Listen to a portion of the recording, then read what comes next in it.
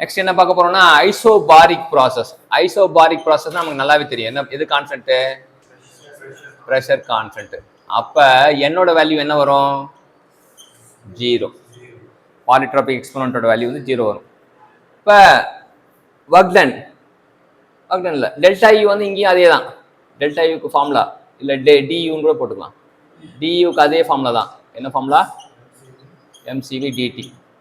சரியா? t2 - t1 நான் வச்சுக்கலாம். அப்ப du தெரிஞ்சதுக்கு அப்புறம் ஃபர்ஸ்ட் லா இங்கேயும் மாறாது. q = du plus w. w னா என்ன அப்படின்னா pdv. w னா pdv. ஸோ ப்ரெஷர் கான்ஸ்டன்ட்னால நம்ம என்ன பண்றோம்? ப்ரெஷர் கான்ஸ்டன்ட்னால டிஃபரன்ஷியல் ஆபரேட்டருக்குள்ள கொண்டு போயிடுறோம். we are get the constant into the operator. Operator யாரு? டிஃபரன்ஷியல் ஆபரேட்டர் d தான். அப்ப இங்கேயும் ஆபரேட்டர் இருக்கு, அங்கேயும் ஆபரேட்டர் இருக்கு. we are